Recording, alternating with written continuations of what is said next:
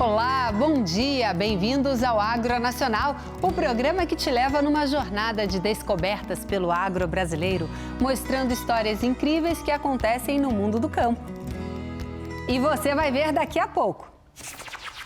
O sistema ILPF é um sistema que integra lavoura, pecuária e floresta. Ele permite, então, que você trabalhe com diferentes componentes dentro de uma mesma propriedade. A gente começou um trabalho de olhar a sustentabilidade no município de modo transversal. O que significa isso? Sustentabilidade é uma mudança de paradigma, né? A gente fala isso como se fosse uma coisa nova, inovadora. Na verdade, sustentabilidade é desde que o mundo existe. A gente sempre tentou fazer mais com menos, né? A gente sempre tentou otimizar os nossos recursos. Desinfecção. Essa é uma das principais armas na prevenção à influenza aviária. A saúde dos animais e a qualidade de produção estão ligadas diretamente com a limpeza dos ambientes onde os plantéis são criados. Eu avalio o quanto a carne do macho é diferente da fêmea e, se for macho, o castrado. Então, hoje a gente tem avaliado em termos de maciez, de gordura. Hoje a gente fala muito da gordura saudável, né? As gorduras saturadas, as gorduras monoinsaturadas, os ômegas. Então, eu vejo o que a influência do sexo, da condição sexual dos animais, na qualidade da carne. É em Dubai, nos primeiros meses do ano, que o paladar e a inovação se encontram. A GulFood é uma das principais feiras de alimentos e bebidas do mundo e a maior feira B2B do setor no Oriente Médio. E se o evento oferece oportunidade saborosa para o paladar dos visitantes, para os negócios, ela traz, acima de tudo, múltiplas oportunidades. Vale a pena reforçar que a biosseguridade é a prática mais barata e efetiva para o controle das doenças, sendo que nenhum programa de prevenção de doenças funciona sem a sua prática. O AgTech Garage, acho que já todo mundo reconhece como o principal hub de inovação, ligado ao agronegócio, eu posso dizer até da América Latina. Tá? Então, é um lugar perfeito para a gente trazer empresários para discutir inovação e coisas de impacto no setor. Então, eu acho que juntou aqui muito bem, casou muito bem o local do AgTech Garage com o propósito do Agrovem de juntar inovação e capital.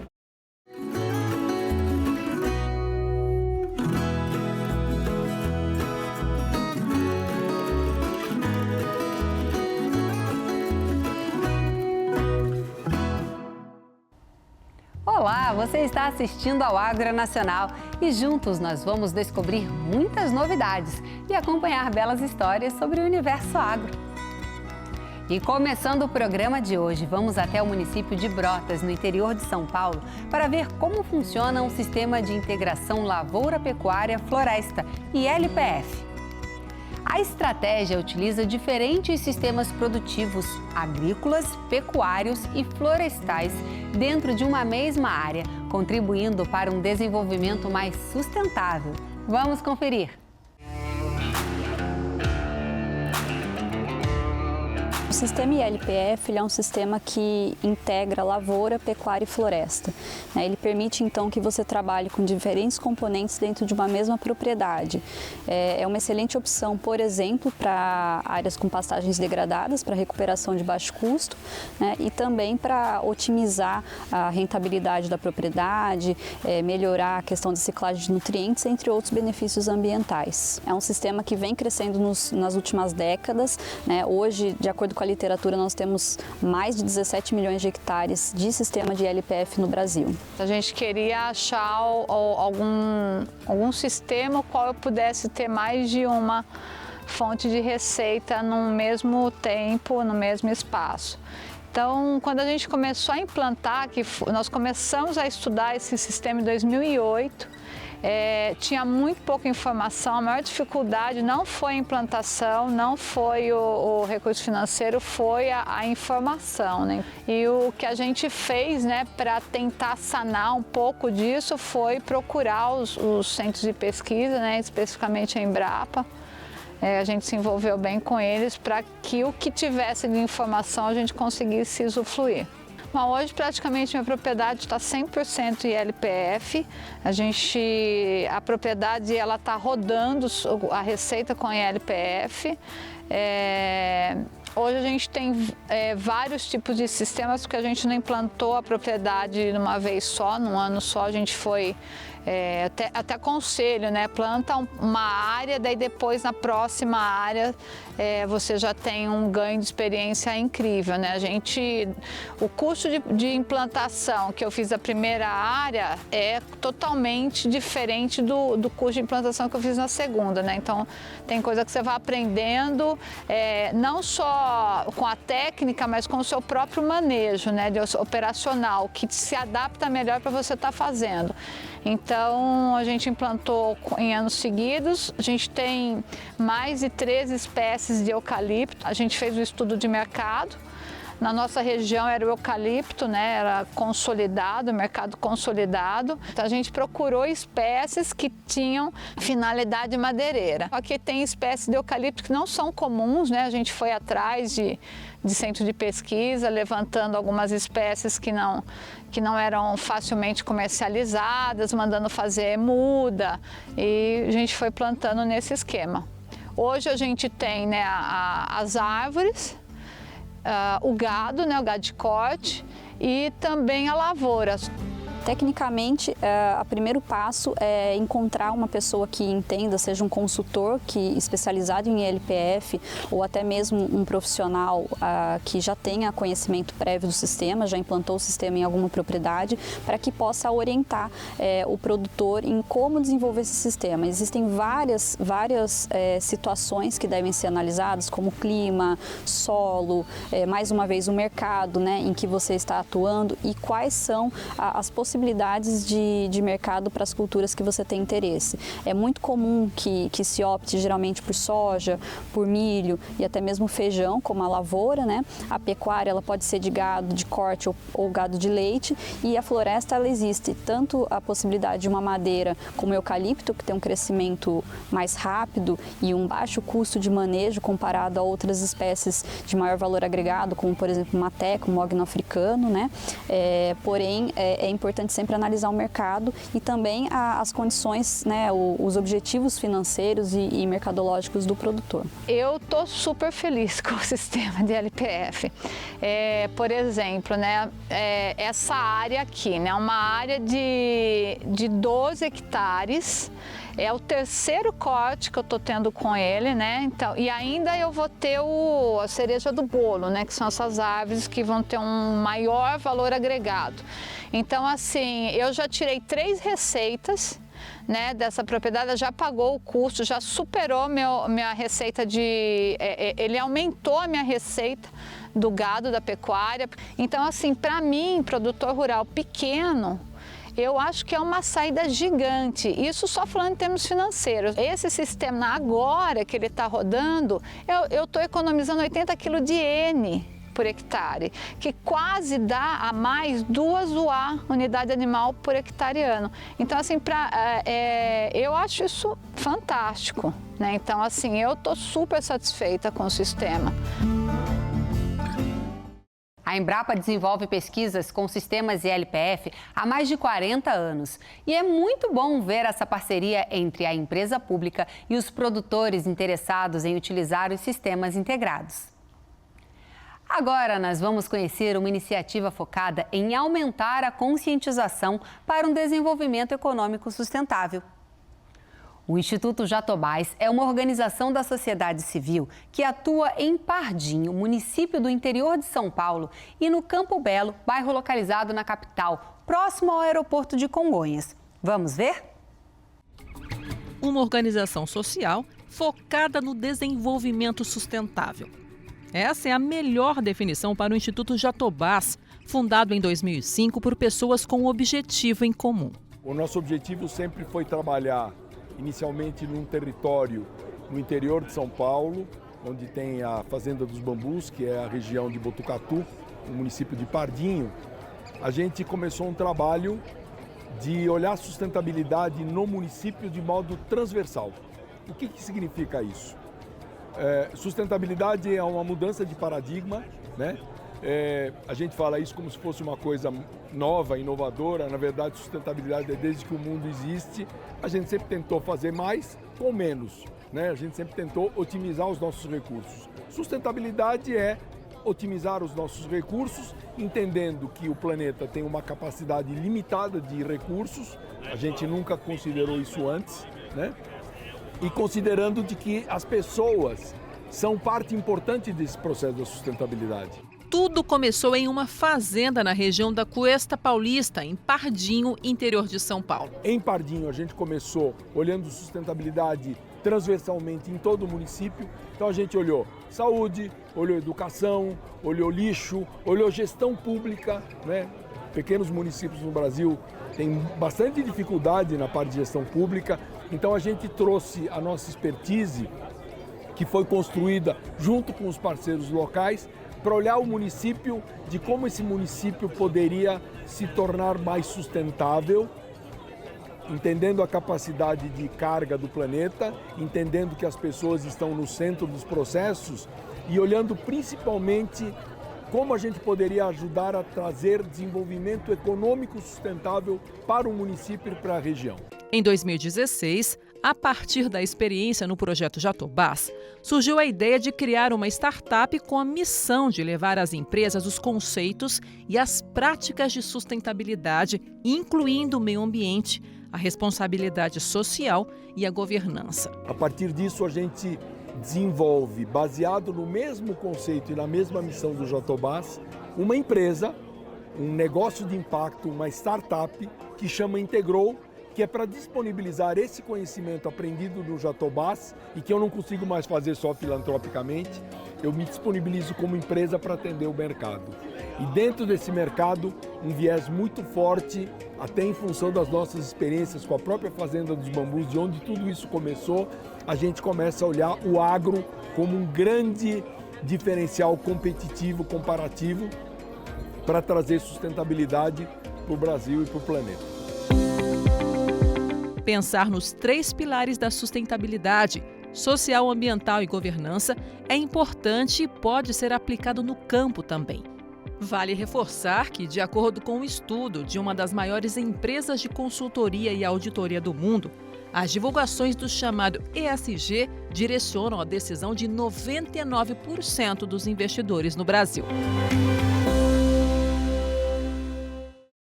O trabalho do Instituto Jatobás é um belo exemplo do poder da conscientização para atingir bons resultados práticos rumo a um desenvolvimento mais sustentável. Vamos ver agora a importância da desinfecção como um dos pilares para garantir a biosseguridade nas granjas. A limpeza começa já na chegada dos caminhões com as matrizes. Passa pela descontaminação das pessoas que acessam os aviários e a paramentação correta dos trabalhadores, entre outros protocolos. Vamos conferir?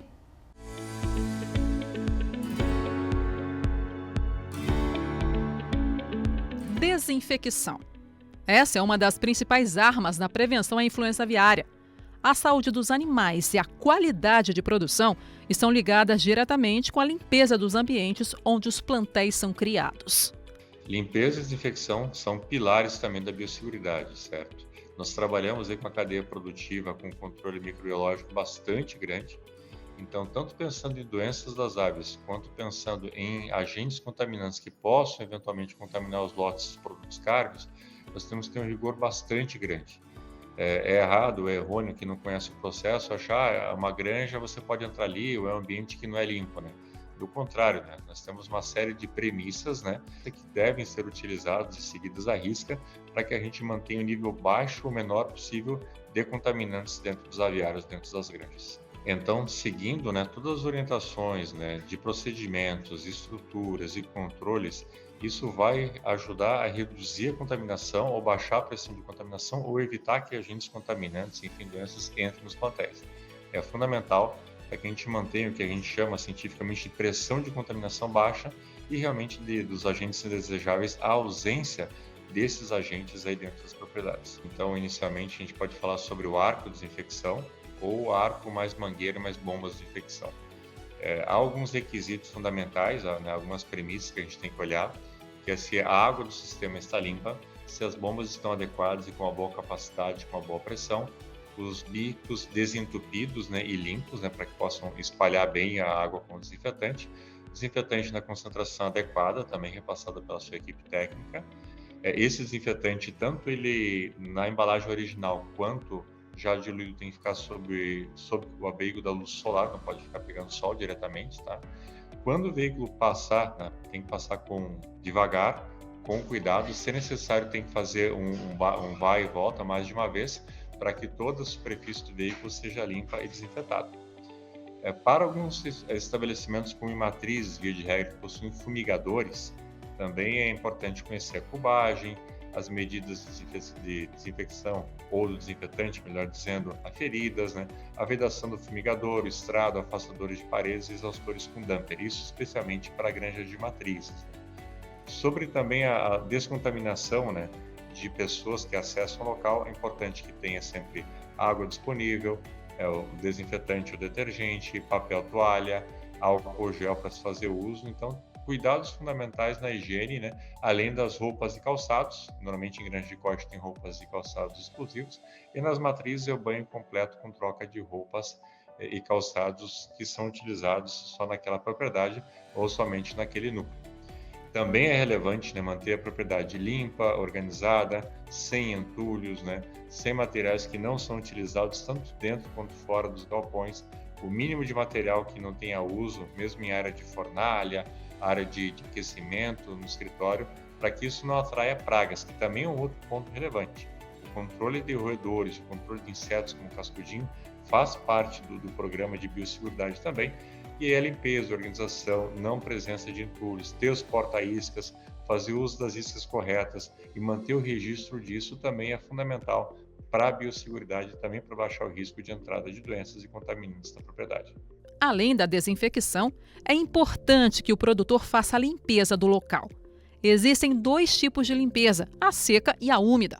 Elas são fundamentais para eliminar a matéria orgânica aparente presente no ambiente. Quanto à limpeza e à desinfecção das instalações em si, há certamente, logicamente, algumas diferenças entre os padrões das empresas, das cooperativas, enfim, e do tipo da categoria de aviários aí. Mas algumas premissas são fundamentais, né, que a gente lembre e leve para o nosso dia a dia. Primeiro, né, o uso de detergente sempre que necessário, para a gente remover matéria orgânica, remover biofilme, para que a gente faça ou permita com que o desinfetante funcione de uma maneira melhor. O desinfetante logicamente varia conforme o grupo químico de produtos, né? Mas ele tem uma atuação muito limitada em matéria orgânica. Então, a remoção física das sujidades da matéria orgânica, o uso do detergente, né, para você tirar, digamos, as crossas, o biofilme, e o desinfetante, depois de tudo limpo, realmente para descontaminar, para fazer, digamos, a limpeza fina, nas recomendações de dose e diluição, são fundamentais para que a gente mantenha as estruturas de aviário, enfim, arredores, enfim, outras instalações, de uma maneira onde haja um risco mínimo, né, de permanência de contaminantes. Vale reforçar que o Brasil não tem e nunca registrou influenza aviária em seu território.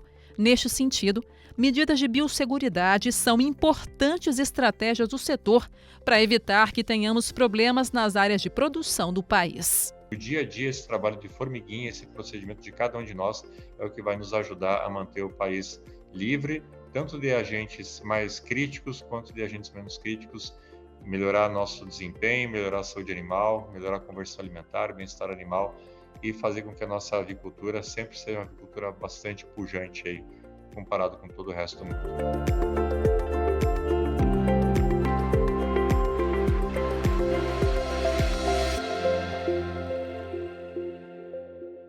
Todo esse trabalho de limpeza e desinfecção nas granjas de aves é fundamental para manter o Brasil livre de doenças como a influenza aviária, entre outras. Agora chegou aquela hora gostosa de acompanhar mais um episódio da série Cupim Sabor de Nelore, com muita moda de viola, boa comida e um papo descontraído sobre a raça Nelore e um dos cortes preferidos dos brasileiros.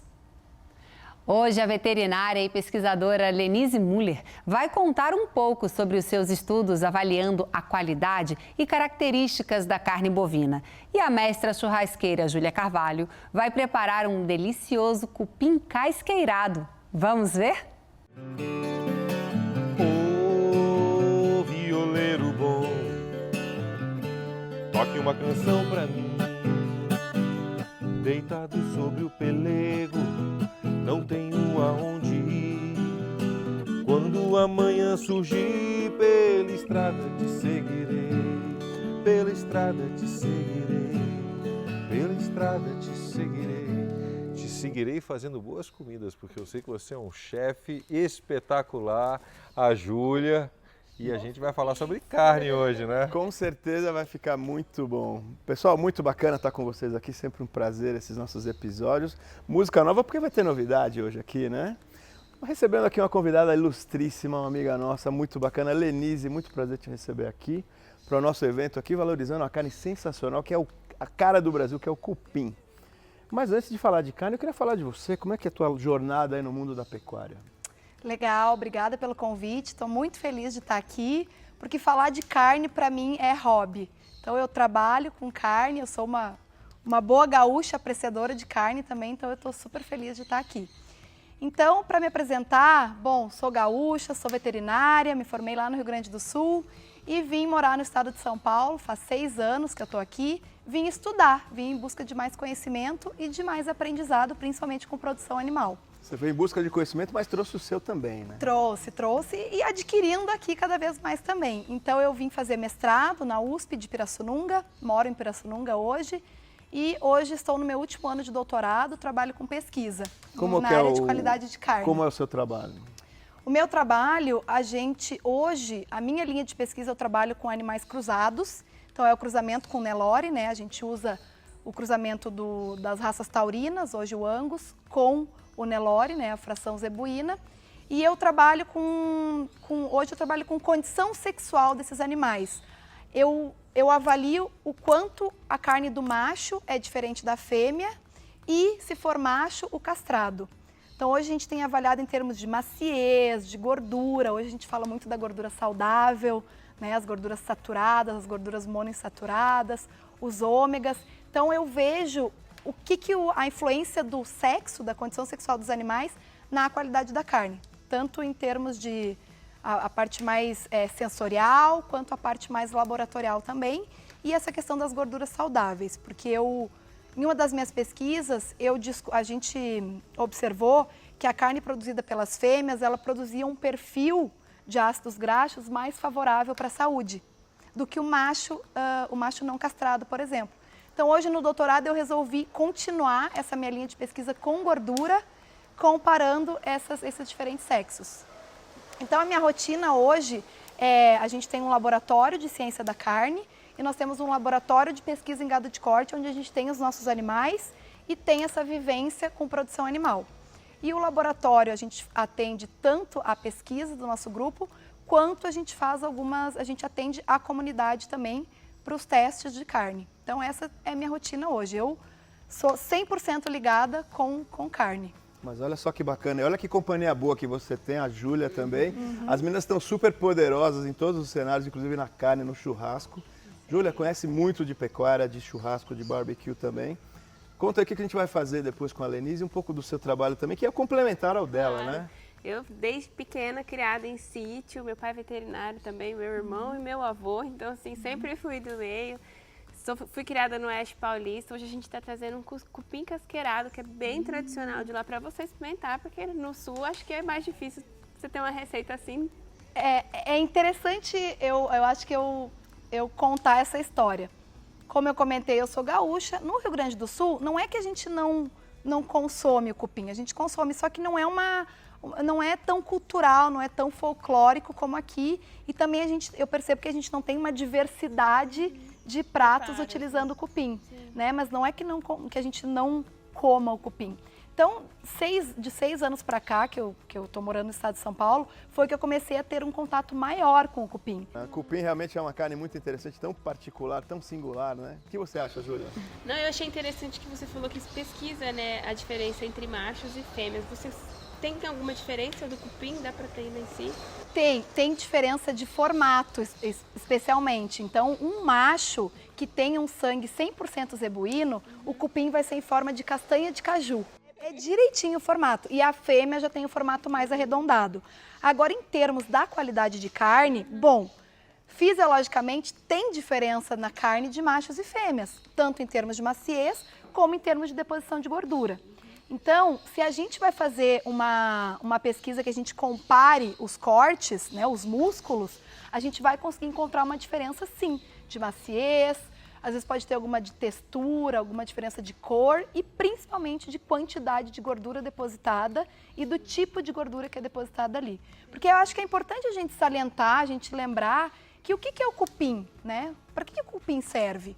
O cupim ele é uma reserva energética dos animais, né? Então sempre acreditou-se que o cupim ele é uma forma de reserva para os animais em períodos de escassez de comida e de água. Por quê? O Nelore, o nosso gado zebuíno, vem da Índia, né, um país tropical. Então, assim, ele é uma reserva energética e, consequentemente, ali a gente tem uma deposição grande de gordura entremeada nas fibras musculares, né, que faz parte do músculo. E ali também a gente tem uma proteína, né, que é o colágeno. Que vocês, como chefes, vocês sabem bem como brigar com o colágeno, fazer esse colágeno derreter na hora do cozimento. E o colágeno é o segredo do sabor, por isso que tem os cremes à base de colágeno, que essas meninas ficam com a pele tão linda de pêssego, né? Gelatina. Aliás, a gente está bem acompanhado, duas moças maravilhosas e extremamente competentes no que fazem. Porque respondido, Júlia? Tem diferença. O grande desafio dos cortes do dianteiro, e o cupim é considerado um deles, é justamente você quebrar esse colágeno, que é o que vai dar sabor e maciez. Então, o que é o colágeno? O colágeno, ali no cupim, ele está depositado no tecido conjuntivo, que é um outro tecido que está presente ali, além do muscular e do adiposo, que é a gordura. Então, o colágeno, ele é uma proteína. Ele é uma proteína que, no momento que a gente expõe ele ao calor, ele vai desnaturar. Ocorre uma desnaturação de proteína. Explicando, assim, em termo mais fácil, ele vai se liquefazer, vai se derreter com aquele tempo que ele ficou em molho temperatura. Natural. Mas que maravilha. E o que você está achando aí do cenário da carne brasileira, todas essas pesquisas que você está fazendo? Onde a gente está caminhando? Olha, Fred, eu acho que a gente está indo muito bem. A gente tá evoluindo muito na produção da nossa carne. A gente está aprimorando a nossa carne e produzindo uma carne de maior qualidade. Sabe por quê? Porque hoje a gente não está preocupado só em agregar valor naquela carne que chegou na indústria, né? Não é uma commodity que chegou na indústria. A gente está preocupado em produzir o boi que vai produzir essa carne de qualidade. Então, existe toda uma ciência por trás disso, existe todo um preparo que começa dentro da porteira e vai até a mesa do consumidor. Então, hoje, por exemplo, se a gente fornece um método de cozimento para os consumidores, isso nos ajuda muito, porque ele não vai errar aquela carne que a gente produziu assim de uma maneira com muito carinho. Produzir um bom produto para alguém estragar, porque tem que ser feito de maneira correta. Especialmente o cupim, que é uma carne tão desafiadora. Tão desafiadora.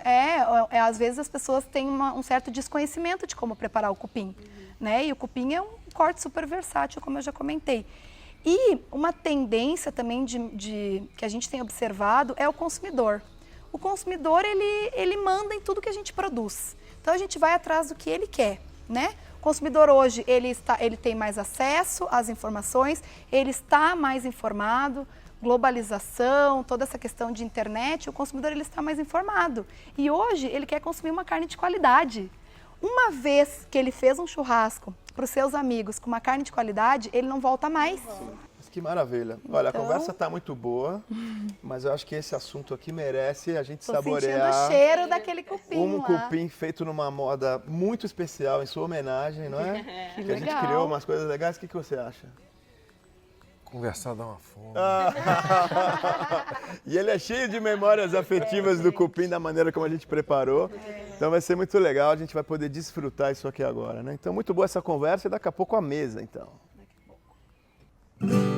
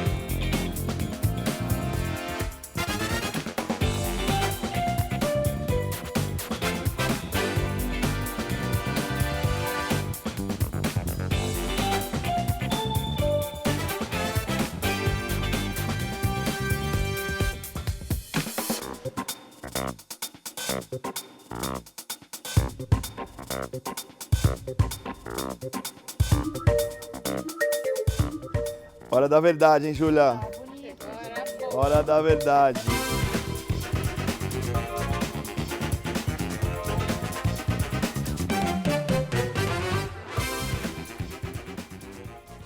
Vocês que viajam o mundo, o Brasil, o que vocês estão achando dessa carne? Nossa, tá excelente, gente. Excelente. Ó, eu posso dizer que dessa maneira de fazer, esse é o melhor que eu já comi na minha vida. Posso falar isso mesmo. É verdade. Realmente. Não, mas pra mim também.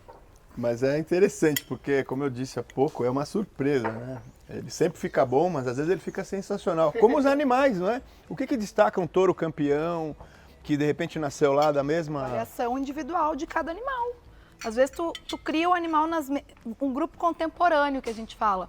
Os animais todos na mesma idade, né? O mesmo carimbo, que nasceram no mesmo mês, todos com a mesma dieta, mesmo tempo de confinamento, mesmo tempo de pasto, mesma condição sexual.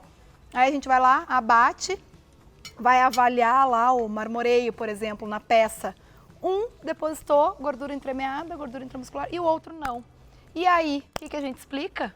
Muito vem da genética, né? A genética, essa variação, e a variação individual do animal. Por isso que essa pesquisa que você está fazendo de gênero, do sexo dos animais, é tão importante. Porque um macho pode literalmente ter milhões de filhos, certo?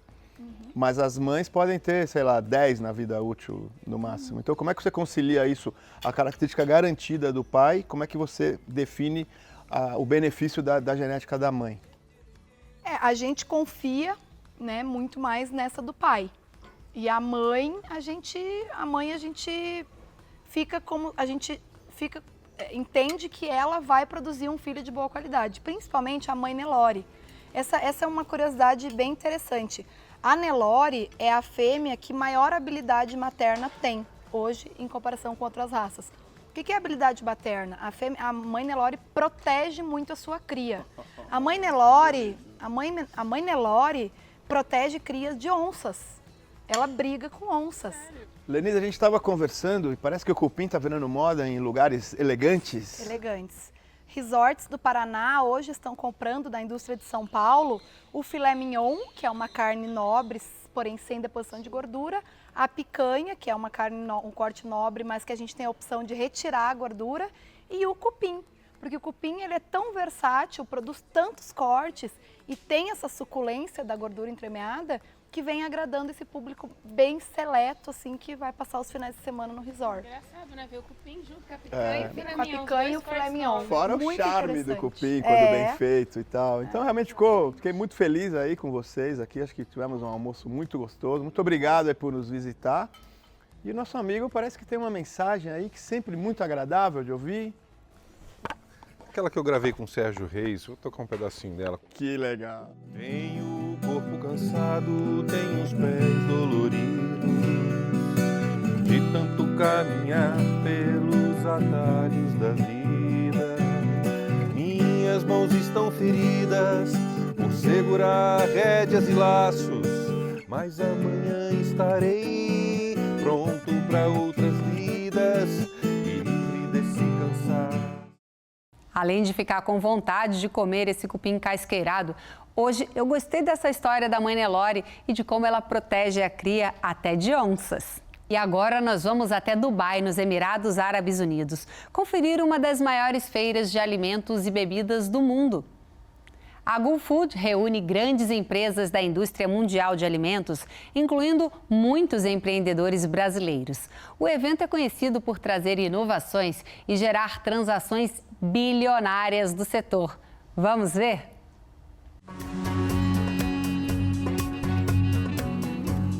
É em Dubai, nos primeiros meses do ano, que o paladar e a inovação se encontram. A Gulfood é uma das principais feiras de alimentos e bebidas do mundo e a maior feira B2B do setor no Oriente Médio.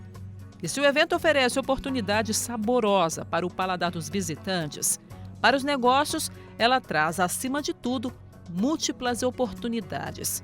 Isso porque Dubai é também uma das principais portas de entrada para países árabes e para a África, mercados que são de extrema importância para o agronegócio e para a indústria de alimentos e bebidas do Brasil. Júlio César é executivo de uma empresa de alimentos no interior de São Paulo e percebeu a oportunidade para investir na exportação de ovos e derivados. O Oriente Médio acendeu a vontade da Neto de vir para cá explorar. A gente começou a participar de feiras aqui junto com a BPA desde 2017. Participamos de todas as feiras até agora, inclusive essa. E hoje a gente tem uma distribuição local aqui. Então a gente está atendendo já o Emirados Árabes e a nossa ideia agora é começar a abrir novos mercados. A Arábia Saudita, o Paquistão é um grande mercado, então a gente está tentando abrir mercado, fincar a bandeira aqui. Os Emirados Árabes Unidos correspondem ao principal destino dos ovos brasileiros. Em 2022, foram cerca de 4.500 toneladas do produto. Para ingressar no mercado árabe, foi preciso aprender e se adequar a todas as exigências de certificação. Temos certificação halal, temos o FSC 22000, todas as certificações, tanto para a indústria quanto para o mercado árabe, a gente se preparou para poder vir para cá. Motivação que estimula outros empresários do setor de alimentos. Para facilitar esse intercâmbio e comércio entre países, a Apex Brasil, Agência Brasileira de Promoção de Exportações e Investimentos, apoia a participação de empresas brasileiras na feira. Em 2022, o volume negociado deve ultrapassar os 4,5 bilhões de dólares, somando o montante de resultado em negócios imediatos com o dos 12 meses subsequentes ao evento. E não é para menos. 5 mil empreendimentos de mais de 120 países fazem parte deste evento de sabor e inovação. Só nos pavilhões brasileiros, 68 empresas dos mais diversos setores, desde commodities como carnes e café até alimentos funcionais e orgânicos. Além disso, 22 agroindústrias associadas à BPA, Associação Brasileira de Proteína Animal, e 15 da ABIEC, Associação Brasileira das Indústrias Exportadoras de Carne, integram os pavilhões do setor de carnes. Ela é muito importante porque ela é localizada em Dubai, que ele é um hub tanto para o Oriente Médio, mas também para a Ásia, para a África, norte da África, e acaba entrando um pouquinho da Europa também. Então ela é uma feira que ela é muito movimentada, ela traz não só tendências, porque nós estamos falando de um mercado muito inovador, então aqui você consegue enxergar o que a gente tem de mais inovador do mercado de alimentos e bebidas, mas também se posicionar muito bem como um mercado produtivo, que consegue entregar alimentos de alta qualidade, também consegue entregar em alta capacidade de exportação, porque ao se falar de Oriente Médio a gente está falando de uma região que é majoritariamente importadora. Então, eles precisam de parceiros que entreguem com constância. Então, ao você participar de uma feira como essa, você se torna relevante aos olhos de quem está aqui. O Food já está se consolidando como uma das grandes feiras mundiais. Você tem as grandes feiras de alimento, especialmente no mercado do Oriente Médio, mas não só do Oriente Médio, você pega todos os países da África, da Ásia, acorrem para cá exatamente para fazer negócios. O mercado halal faz parte de 30% do que a gente exporta e ele é muito importante para o frango. Começamos a exportar carne de aves para esse mercado islâmico e por isso o Brasil se tornou o maior exportador mundial de carne de aves, onde tem mais ou menos 30% daquilo que a gente exporta vem para esses destinos. Destino também para o nosso café. A barista brasileira Bruna Moreira preparou a bebida em diferentes métodos: prensa francesa, aeropress, V60 e expresso. O aroma e o sabor foram os protagonistas durante a última edição. Por reunirem os principais avanços e lançamentos em cada setor, as grandes feiras internacionais promovem o intercâmbio, a troca de ideias e a inovação. E também mudam a forma como enxergamos diferentes culturas pelo mundo e aprendemos cada vez mais a respeitar cada povo e cada história contada por eles. Incrível essa série gravada em Dubai. O Brasil tem exportado cada vez mais para o Oriente Médio e a participação de empresas nacionais na GulFood indicam que os números devem crescer ainda mais nos próximos anos. Voltando ao Brasil, vamos falar sobre um pilar muito importante na garantia da biosseguridade das granjas de aves. A proibição do compartilhamento de mão de obra e equipamentos entre aviários é uma medida que contribui para evitar a contaminação dos animais e dos ambientes. Vamos conferir.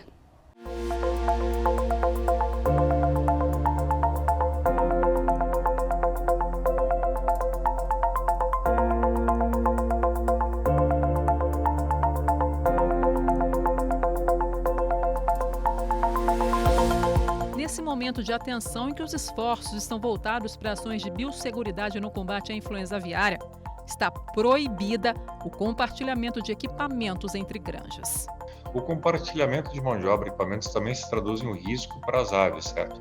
Cada processo produtivo deve ser autossuficiente para a execução das suas atividades, porque sempre quando você sai de equipamento ou pessoa de um local para o outro, mesmo com algumas medidas de biosseguridade básicas, há o risco sim da gente estar levando isso de um processo para o outro.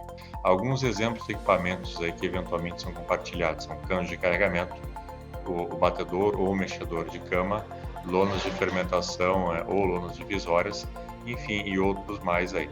Então é fundamental que isso não aconteça, porque isso é risco. E numa necessidade premente, em algo emergencial, em algum ponto que envolva até problema de queda de energia ou a necessidade de ferramentas de uma granja para outra, né, de maneira emergencial, até pode ser feito, mas aí com limpeza, com desinfecção e com todos os controles aí que também a sua equipe técnica vai lhe fornecer. O trânsito de funcionários entre áreas de produção também está proibido. Pode ser necessário que as pessoas entrem, né, na sua rotina de uma granja para outra, ou mesmo de estabelecimento avícola diferente, ou mesmo uma categoria de ave diferente para outra, certo? Sempre quando isso acontecer, tem que seguir a orientação do seu médico veterinário, do seu extensionista, para que sejam seguidos os fluxos e todas as atividades para reduzir o risco, né? A pessoa tem que estar treinada para isso, né? E os procedimentos, em geral, né, são a limpeza e desinfecção de mãos, troca de roupa e calçados, o banho, eventualmente, onde aplicável, e a sequência, né, o vazio sanitário em si, que também vai depender. As restrições, né, ou os requerimentos para recria e produção de matrizes são uns, certo, mais rígidos, né, para aves de corte são outros. Mas sempre, né, não compartilhar, e quando compartilhar, seguir toda a orientação técnica que tem que ser dada pelo time de saúde animal das empresas. Vale a pena reforçar que a biosseguridade é a prática mais barata e efetiva para o controle das doenças, sendo que nenhum programa de prevenção de doenças funciona sem a sua prática.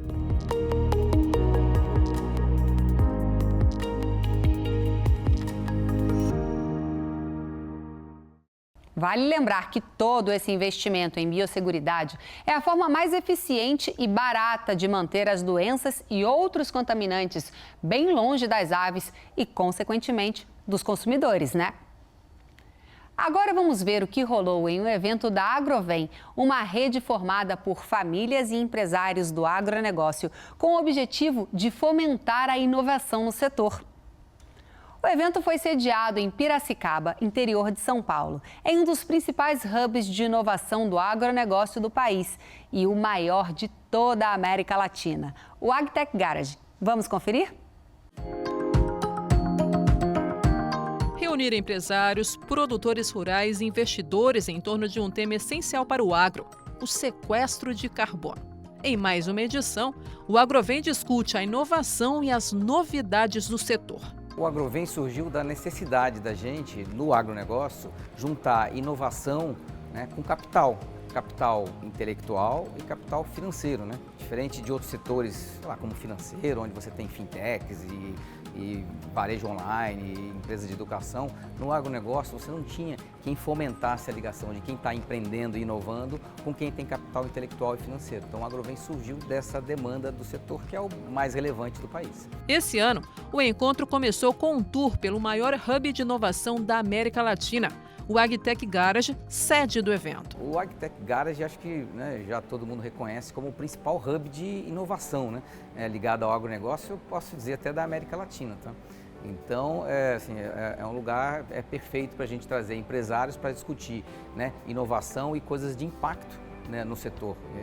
Então, eu acho que juntou aqui muito bem, casou muito bem o local do AgTech Garage com, né, o propósito do Agrovem de juntar inovação e capital. A gente interage muito com o perfil como o Agrovem, né, um grupo de investidores, porque os investidores são um desses atores importantes, né, dessa rede para a inovação, que a gente chama de ecossistema, né? Então a gente sempre procura recebê-los, explicar como é que a gente atua, quem são as startups que estão aqui, porque eventualmente eles podem vir a investir nessas startups. Então a interação, principalmente o AgroVem, que tem uma característica de ter muitos produtores envolvidos, né? Então, para a gente é sempre um prazer estar interagindo, trocando e se aproximando. Com 5 anos de vida, esse Hub de inovação já conta com 80 parceiros e mais de 1.050 startups na sua plataforma digital. A gente pode dizer que a gente cresceu de forma bem acelerada e hoje a gente já é reconhecido aí como o principal hub da América Latina e um dos principais no mundo com o modelo que a gente criou, porque participam mais de 80 grandes empresas parceiras, líderes em seus segmentos, mais de 1.000 startups. Então, e de fato criando solução, porque a gente consegue envolver o produtor, a gente é um hub especializado em agro, né, muito focado nisso, e a gente já começa a ver surgir soluções impactando lá realmente a vida do produtor, né, com mais eficiência, mais produtividade, mais sustentabilidade.